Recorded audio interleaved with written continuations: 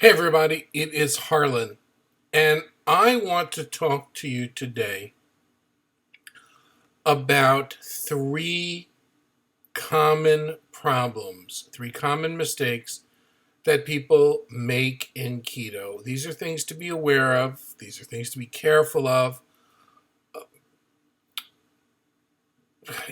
Sometimes I talk about these things and people go, "Oh no, Harlan, you're wrong." So let's dive in. The government has some interesting regulations about nutrition. And although we are guided by nutrition labels, the nutrition labels that we are guided by are very often incorrect. You see, there are technicalities that if something comes under a certain amount of carbs, the government allows them to round down and say that there are no carbs. Case in point, heavy whipped cream. It is a common belief that heavy whipped cream is without carbs. Carbs. Of course it is. Just look at the container. It says 0 carbs. Well, we all know math. If it has 0 carbs, then 2 times 0 is still 0. 4 times 0 is still 0. I can drink the entire container and it says 0 carbs.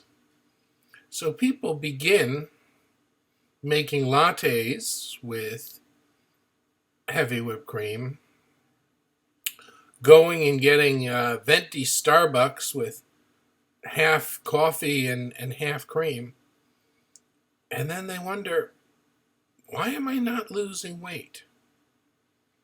Because heavy whipped cream has 0 carbs in like the tablespoon level. But when you start dealing with it on the cups level, the carbs start to add up. Heavy whipped cream is not, despite the rumors, a free food. It is not something that you can have unlimited amounts of. And yet, when Kim and I say, hey, it's a problem, people go, oh no. My container says 0 carbs on it. You will know the difference. That 0 carbs doesn't really mean 0 carbs. It means a government loophole that allows them to say it, but it's really not true. So, error number 1 is in thinking that heavy whipped cream is an unrestricted food. You see people saying, oh, I put heavy whipped cream on this, I put heavy whipped cream on that. I made a dessert last night and I made had a gallon of heavy whipped cream. It's going to add up, folks. Carbs are carbs, even when the government says that they don't exist. Okay, that's error number 1. Error number 2 is the sneakiest place where carbs will sneak in. The sneakiest place. And that is in artificial sweeteners. Yep. Go figure why stevia or monk fruit has to have maltodextrin, a form of sugar in it. But in fact, I have been shocked to go in my supermarket, to go in Starbucks and see that all the, quote, keto sweeteners have maltodextrin in them. In fact, there are no sweeteners that you can have in Starbucks. They are all problematic. So while we're still on the subjects of Starbucks, people say, oh, well, you can have sugar-free syrup. They have sweeteners that spike your insulin. They are not keto friendly. The safest thing to have in um, Starbucks is a cup of coffee with a splash of heavy whipped cream. All of their syrups, without exception, are gone.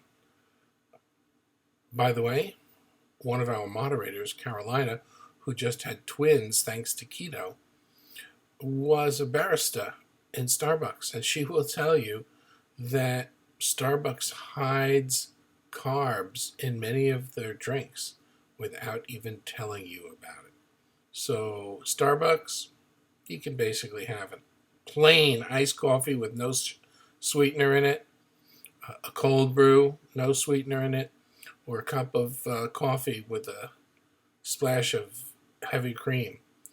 But the sweeteners in the Starbucks or the sugar-free syrups, they are all off limits to you.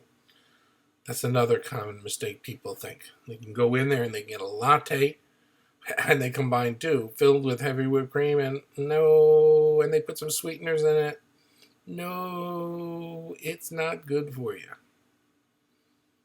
Then, the last one is probably the most common problem that I'll see. And that is everything having soy sauce on it. So first of all, soybeans are not keto. They promote inflammation. So soy sauce is out per se. But virtually all soy sauces also have wheat in them, so that they aren't friendly at all to keto. And people put soy sauce in food without even saying anything about it. Vegetables could very readily have soy sauce and they don't tell you about it. Meats could be covered in soy sauce for flavoring and not tell you about it. You have to be really careful when you're ordering, especially with soy sauce. You want to tell them no sauces, no soy sauce, I'm allergic to it, and then you have a pretty good chance of them staying away from it. I want you to be aware because these are going to be the most common issues that you're going to find. That's where they're going to sneak the carbs. That's where they're going to sneak the hidden sweeteners.